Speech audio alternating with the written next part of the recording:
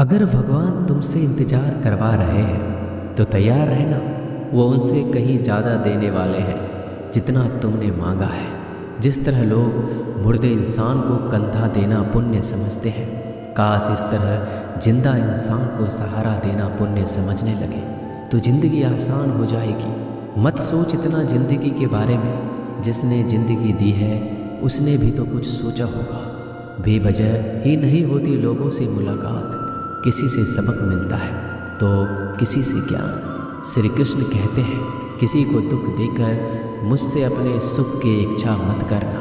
अगर तुम किसी को एक पल का भी सुख देते हो तो अपने दुख की चिंता कभी मत करना। जब दर्द और कड़वी बोली दोनों सहन होने लगे तो समझ लेना जीना आ गया है। कौन क्या कर रहा है, कैसे कर रहा है, क्यों कर रहा है, इन सब से आप जितना दूर रहेंगे उतना ही खुश रहेंगे। हंसते रहो तो दुनिया साथ है, वरना आंसुओं को तो आँखों में भी जगह नहीं मिलती। जीवन में जो होता है वह किसी वजह से होता है, या तो वह आपको कुछ बनाकर जाता है या फिर कुछ सिखाकर।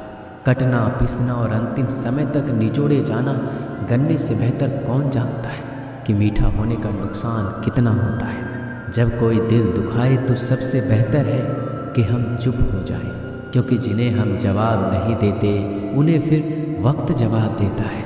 अंधे बहरे गूंगे बनकर अपने लक्ष्य पर ध्यान देते रहो। यहाँ इतने खाली लोग हैं कि ना खुद कुछ करेंगे और ना करने वालों को कुछ करने देंगे, और उनका मनोबल भी तोड़ देंगे। लोग जरा सी बात पर आपको छोड़ देते हैं और भगवान जरा सी प्रार्थना से आपको थाम लेते हैं। कर्मों से डरिए, ईश्वर से नहीं। ईश्वर तो माफ़ कर देता है मगर कर्म नहीं। यह अटल सत्य है कि जैसे बछड़ा 100 गायों में अपनी माँ को ढूंढ लेता है, उसी प्रकार कर्म अपने कर्ता को आज नहीं तो कल ढूंढ ही लेता है। नीयत साफ और मकसद सही हो तो यकीनन किसी न किसी रूप में ईश्वर भी आपकी मदद करते हैं। ज़िंदगी में जितना शांत रहोगे अपने आप को उतना ही मजबूत पाओगे, क्योंकि लोहा ठंडा होने पर मजबूत होता है। गरीब रहोगे कोई ध्यान नहीं देता, मेहनत करोगे तो सब हंसेंगे, लेकिन जब कामयाब हो जाओगे तो सब जलेंगे। जिंदगी वो हिसाब है जिसे पीछे जाकर सही नहीं किया जा सकता।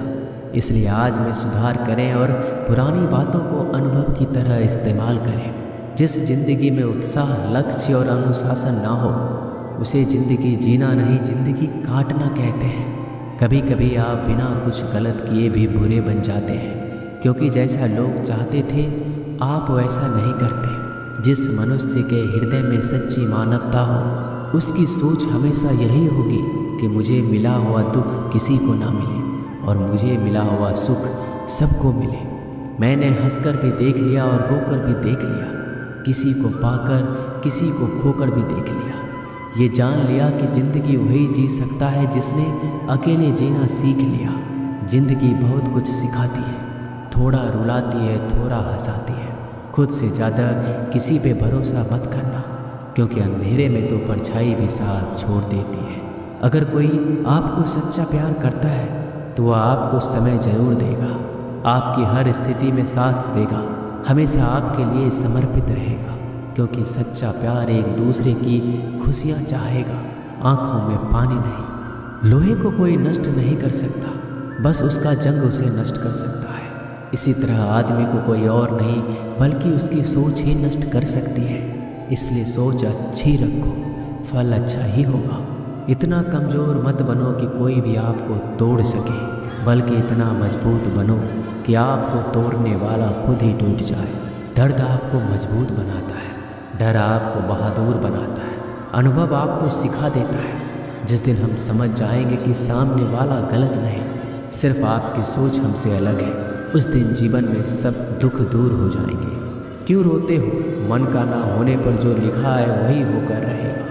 एक रास्ता बंद करने से पहले भगवान 10 रास्ते खोल देते हैं। गर्मी के मौसम में पत्ते सूखने के बाद भी पंछी घोंसला नहीं छोड़ते, क्योंकि वो जानते हैं फिर से बरसात आएगी और पेड़ पर नए पत्ते आएंगे। जो हुआ उसे भूलकर नई शुरुआत करो और याद रखो, जिसका कोई नहीं होता उसका भगवान होता है। मतलब से जुड़े रिश्ते मतलब तक साथ देते हैं, लेकिन दिल से जुड़े रिश्ते आखिरी सांस तक निभाते हैं। अच्छा काम करते रहो, चाहे कोई सम्मान करे या ना करे, क्योंकि सूर्योदय तब भी होता है जब करोड़ों लोग सोए रहते हैं। दुनिया में हर एक काम आसान है, केवल अंदर से आवाज़ आनी चाहिए। हमेशा मेहनत और उस परमात्मा पर विश्वास रखना इस सफलता का सूत्र है। जीवन में सबसे बड़ी गलती वो है जिस गलती से हम कुछ सीख नहीं पाते। जो व्यक्ति अपने मन को काबू में कर सकता है वह जिंदगी में कुछ भी कर सकता है। इंसान की अच्छाइयों पर सब खामोश रहते हैं, लेकिन चर्चा अगर बुराई पर हो तो गूंगे भी बोल पड़ते हैं। श्री कृष्ण कहते हैं, तुम्हारे बीते हुए कल को तो मैं ठीक नहीं कर सकता, क्योंकि तुम वर्तमान में अगर अच्छा कर्म करोगे तो मैं तुम्हारा आने वाला कल जरूर उजागर करूँगा। झूठी बातों पर लोग आपकी वाहवाही करेंगे, वही लोग आपको तबाह करेंगे। बुरे से बुरा क्या ही होगा, हम तो हमेशा ही सोच लेते हैं, मगर अच्छे से अच्छा क्या होगा हम ये कभी नहीं सोचते।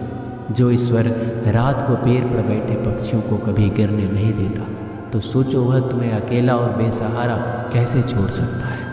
आज के ज़माने में कोई अपना नहीं होता, सिर्फ लोग तब तक साथ देते हैं जब तक उनका स्वार्थ होता है। अगर कोई अकेला है तो इसका मतलब ये नहीं कि उसे कोई पसंद नहीं करता, बल्कि वह अकेला इसलिए है क्योंकि उसने दुनिया की औकात जान ली है। एक बार राजा और उसका मंत्री तलवार को साफ कर रहे होते हैं। तलवार को साफ करते समय अचानक राजा के पैर पर तलवार गिर जाती है और राजा के पैर की उंगलियां कट जाती हैं। उस राजा को उंगली कटने के कारण बहुत ही तकलीफ हो रही थी, बहुत ही दर्द हो रहा था। लेकिन उसका मंत्री कहता है, शांत रहिए महाराज, जो कुछ भी होता है अच्छे के लिए होता है। राजा को यह बात सुनकर गुस्सा आ जाता है। वह मंत्री से कहता है कि मेरी उंगली टूट गई और तुम कह रहे हो अच्छे के लिए हुआ। वह मंत्री राजा को समझाने की कोशिश करता है, पर वो नहीं मानता और बिना सुने गुस्से के कारण मंत्री को काल कोठरी में बंद करने का आदेश दे देता है। पर मंत्री को इस बात का कोई दुख नहीं था, क्योंकि उसका अभी भी यही कहना था कि जो होता है अच्छे के लिए होता है। वो अपनी खुशी से ही अपने आप को सैनिक के हवाले कर देता है। राजा इस बात को सुनकर चौंक जाता है, सोचता है कि मेरा मंत्री कितना मूर्ख था। उसे लग रहा था कि मैंने उसे अच्छाई के लिए कैद कर दिया। इस घटना के 3 महीने बीत जाते हैं। एक दिन राजा अपने सैनिकों को लेकर शिकार करने के लिए जंगल में जाता है। राजा को एक हिरन दिखता है। हिरन का पीछा करते करते राजा घने जंगलों में चला जाता है। वह हिरन को पकड़ नहीं पाता और जंगलों में खो जाता है। वो बाहर आने के लिए रास्ता ढूंढता है, लेकिन रास्ता उसे नहीं मिलता। तभी कुछ आदिवासी लोग उसे घेर लेते हैं। उन लोगों को पता नहीं था कि वह राजा है। वो लोग अपने देवता को बलि चढ़ाने के लिए एक इंसान को ढूंढ रहे थे। आदिवासी लोग राजा को पकड़कर अपने इलाके में ले जाते हैं। राजा उनको बार बार समझाने की कोशिश करते हैं, लेकिन वो लोग कुछ भी नहीं समझ रहे थे। वो लोग खुशी से नाचते हैं और राजा को नहलाकर बलि चढ़ाने के लिए उनको कपड़ा पहनाते हैं। अब राजा को लगता है कि वो मरने वाला है। जब आदिवासी लोगों का मुखिया राजा को मारने जाता है, तब देखता है कि राजा की पैर की उंगली कट चुकी है।